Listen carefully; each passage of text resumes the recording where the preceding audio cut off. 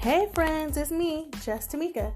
If you haven't heard about Anchor, it is the easiest way to make a podcast. Let me explain. First off, it's free. Did I say that? Yes, you heard it. It's free. And there are many creation tools that allow you to record and edit your podcast right from your phone or your computer. So there's no need to rush out and buy any unnecessary equipment. Anchor will distribute your podcast for you, so it can be heard on Spotify, Apple Podcasts, and many, many others. You can even make money from your podcast with no minimum listenership. Yes, you heard me. No minimum listenership. It's everything you need to make a podcast, all in one place. So go ahead and download the Anchor app today. Go to anchor.fm to get started. And can't wait to hear your first podcast.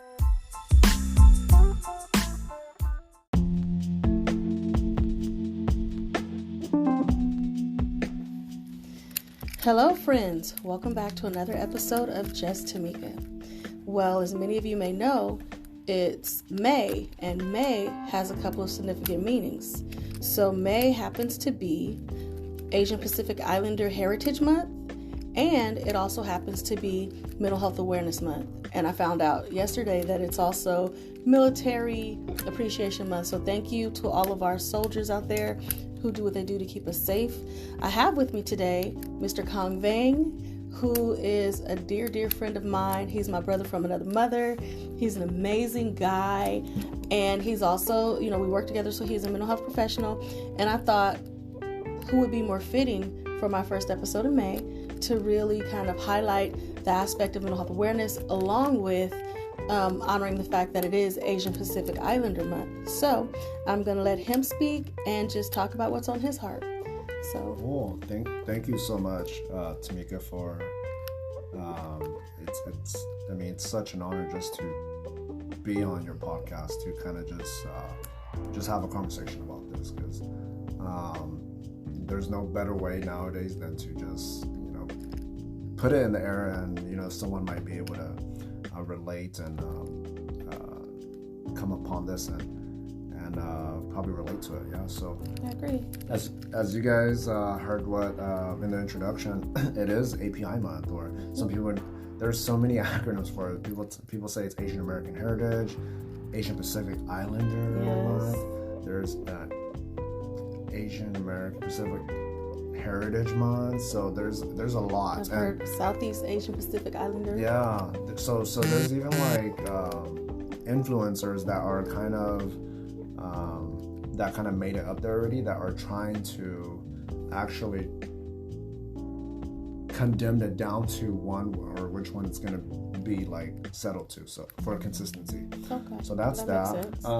I'm glad we're talking about this, because I feel like I'm just one person, and I obviously can't speak for all the perspectives, but I truly believe that my perspective is one that could be validated, because I am an Asian American, and I want to say that the Asian American is an interesting group, specifically because it's forming, and it's one of those groups where was really underlooked. Mm-hmm. And when I say Asian American, I'm talking about folks that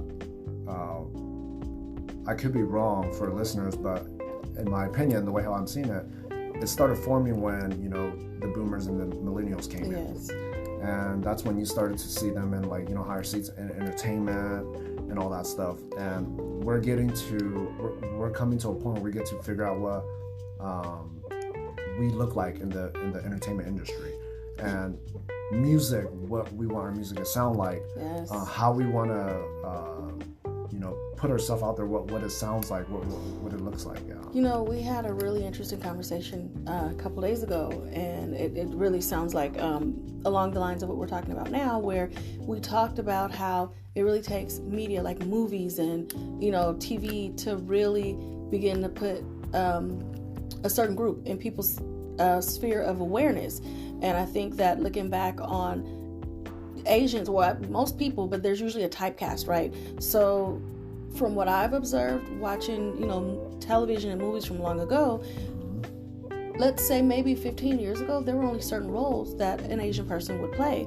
And that would probably be, I think one thing that comes to mind is, and this is way longer than 15 years ago, my husband loves Westerns, but there is, there's a Western I can't think of right now, but they had, their cook, Hop Sing, was this very,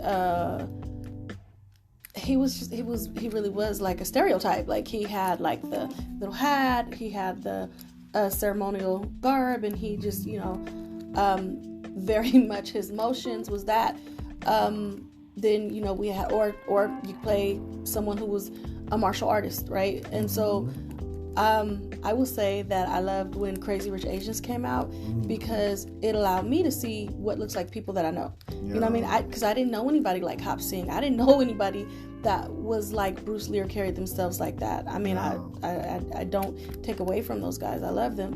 But can you tell me a little bit about what that has been like growing up and not seeing representation, and then like where we're entering into now as far as like media? Yeah, I'm really glad that you brought that up. And some of you may not know or like Tamika, but I'm also a creator, so I have amateur background in filmmaking, and I'm a graphic designer and etc. And I follow the entertainment world. And you bring up a really good point. And the Asian descent and Asian Americans have never been represented well in media in the beginning of Hollywood, right. Or what I call white Hollywood, right? It's because they have us play these roles, and like you mentioned, like kind of like the Zen or the techie guy, or the nerdy guy, or the martial artist, right? So like I think like I think those are like certain aspects that like Bruce Lee and Jackie Chan and Jet Li, who are technically not Asian American but overseas stars that came to put their faces into these mainstream big screens to help put us on the map. But that doesn't mean that we are those people. There was discussions about like if there was a minority or a person of color or an Asian person in Titanic, would it sell, right? Versus what they call a normal face. I took this Asian American course, and we debated and talked about how like Asian men are not portrayed as like masculine in entertainment. And I'm glad that you brought up Crazy Rich Asian, we call it CRA, because John M. Chu, the director, he has a powerful story. If you guys never heard of him, you guys should check out some of his talks that he talks about. He talks about how he was a born and raised Asian Chinese American from Palo Alto, actually. He's the local boy. He's a local boy, yeah. And his parents' restaurants actually, they still exist, Chef Chu's. But anyways, if you guys don't know him, he directed like Justin Bieber's music video, Step Up 2, Now You See Me, I believe, Crazy Rich Asians, In the Heights. He was trying to tackle and be able to be a voice in the Asian American community. That's why he created that piece, because he was like, hey, I'm Asian, I'm in Hollywood, I could do this. Obviously it was a risk. There's many interviews where he talks about how people that watched that movie felt like they couldn't even relate when they were Asian. People felt like it was only for rich people. People felt like all this, etc. But he made a really good point, because when I watch it, obviously, like I watch it in a biased like perspective, but I tell people that like it's about, think of it, Rachel, the girl that is going overseas, she's like an American person. Like you can look at that, or just a person going to a different culture. How do you adapt? Right, and not just that, but that movie was able to cause Henry Golding to play like these lead romantic roles with like Anna Hendricks, I believe that's her name, from Twilight and Pitch Perfect. Yeah, he played like some like romantic movies and Christmas holiday movies, and it was able to draw more like Asian American men, like romance, like masculine, like roles. It forces you to see him in another light. I'll tell you who does that for me, who I love, and I know she'll never hear this little podcast, but if you do, Awkwafina. Oh my God, I love her. She's a great voice actor. She's got amazing talent. My daughter actually introduced me to her. We were watching Nora from Queens on Netflix. Her name is Nora. Yeah, okay. So I flip-flop her real name with that because that's who I learned her as. But once I watched that and I kind of know her voice, it always catches my attention. I didn't know her, the extensive catalog of her work and some of the voiceover work that she had done until I started thinking like, wow. Another person is I used to be a Grey's Anatomy fan, and I do not know her real name. I only know her as her character's name, but it was Chang. And even like her, she has a distinctive voice too, but I've seen her in some great roles. I love film and TV shows where you have a powerful woman. I love girl power. And so for me, those two women really highlighted. And I mean, it's yes, we live in a culture or a society where what you see is what you judge, right? But I think those two ladies have a way of surpassing that and stepping outside of it, which makes it feel more like that. I could totally be homegirls with her. Like, we could be friends, we can hang. And so, I think that you said something else that I kind of want to circle back to. You were talking about Crazy Rich Asians and what it's like to have to go to another culture and to adapt, which I feel like is a very real story for a lot of our Asian people here. Not everybody was born here, and not everybody stayed where they were born. Even if you were born in America, like there's culture shock going from like the city to the country, right? What I want to talk about is the mental and emotional impacts of having to deal with some of the stereotypes and being placed into a box. I think it got especially bad for our Asian brothers and sisters when the pandemic started. I mean, you have a president at the time who was kind of even playing like the bully, right? Calling the global pandemic the Kung Flu and just disrespectful things like that. The way people were treated, people were beaten and shunned and just treated very poorly, which speaks volumes about we haven't gone as far as we think we have in this country in regard to racism. But just, those are things that are on my radar, so I know that in your circles, your spheres of influence, those are conversations that may have come up. Can you maybe shed a little light on some of that struggle? I thank you for bringing that up. I think that like in Asian culture, we are it's kind of like in our blood. We're like ingrained to not usually speak back because we're ingrained to respect our elders and also tradition, follow rules, policies, and etc. Right? I think that's kind of how coincidentally the stars aligned us to be able to be where we're at. Some people call us the model minority. Yes. The remodel minority. There was a campaign where it's saying we want to remodel it. But anyways, I think that it's definitely taken a toll. The reason why is because I want to say this, and there has always been on the side or behind the scenes violence against Asian Americans. Yes. If you look in history, there's a lot that happened even in the 90s and the 80s. The LA riots in LA, in Koreatown, right? Not going to speak too much about that, but I'm sure a lot of people have heard about it before. If you haven't, you can look it up. I think that we are in a space, a really interesting time where we get to be the voice, and as if you're an influencer or in these entertainment platforms, to be able to spread those awareness and messages, to be able to make people validate what's going on and stuff. Obviously, like, violence is not the key, in my opinion.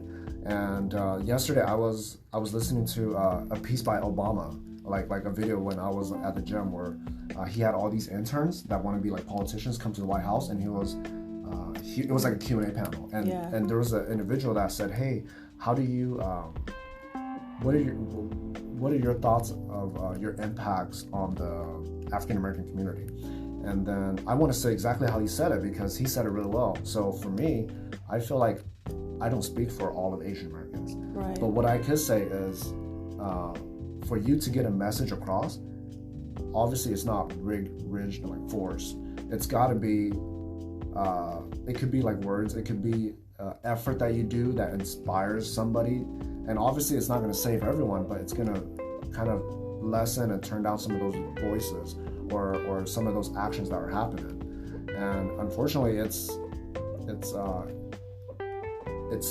is what it is. It's probably happening right now as we speak, but it takes us to not like do those, you know, rigid forces to not cause more, you know, noises our way, but to, you know, inspire others by, you know, saying something on a big platform or having celebrities that look like us using your voices to talk about it. And there are voices that are being talked about. There are people, influencers that look like me, on YouTube,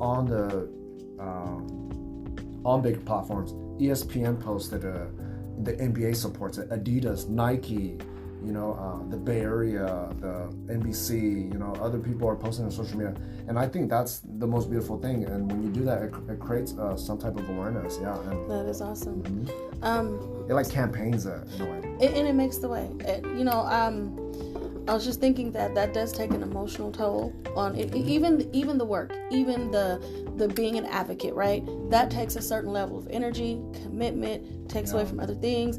There is, when you have a passion project like that, or a passion for a people or a something, it draws from you. Yeah. And so then, you know, you got to look at how to replenish. We also had an amazing conversation yesterday that's kind of popping up in my mind right now, and it's what's present for me is that, you know, a lot of minorities, and we're talking about specifically our Asian people today, they don't seek help in traditional places or in traditional ways. So what I want you to do is kind of speak to the people, anyone who might be listening, who might be struggling with something. Maybe they won't go to mental health. Maybe they won't go see a therapist. Yeah. What are some things that you think are healing that are already existing within the culture? Yeah. What are some things that you would direct people to do? What are some things they can try? Yeah. Like, what would you tell somebody who's really struggling right now with anxiety or depression? Yeah.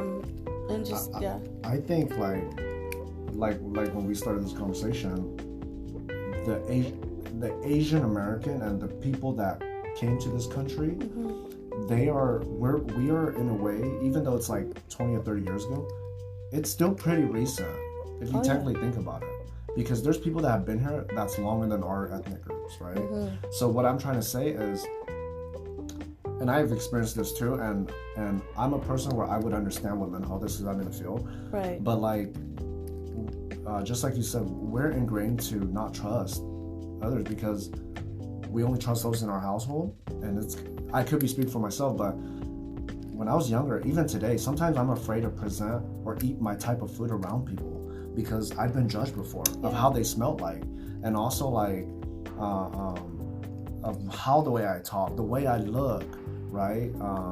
Stereotypes that have come before me, like what are they gonna think about me, right? Yeah. You know, stuff like that. So there's obviously some fear. The burden of the minority, right? Because it's always there. It's always gonna be there, and but what I can tell you, and it's interesting because what made me overcome that is seeing it in the entertainment industry or like on screen. Because like when they, for example, back then no one knew about boba.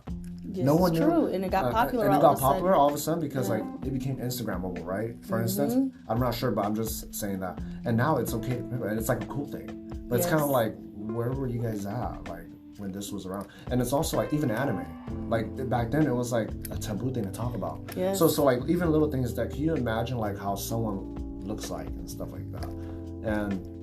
And it's. I can't speak for like other ethnicities, but I'm sure the Hispanic community, they have their own like insecurities, but that's our insecurity. Like, I think, and we're small people, we're short. Like that's typically the genetic makeup. Yeah, that's me speaking of like my experience, right? And like, we don't live in. Like I grew up living, like my parents, we grew up not living in like, you know, like not having a home, like a bought home, and we only lived like under like, you know, like under government like housing and stuff like that. And like we were, I think until this day, like even if I bought my own home, I'm ingrained in like, I'm afraid to have people come over because like I still have that muscle memory of like, for fear of judgment. Okay. Exactly. So there's that. And well, I know too that I really believe that there's culture that there's healing in the culture. Yeah. Like every culture has healing properties, healing practices.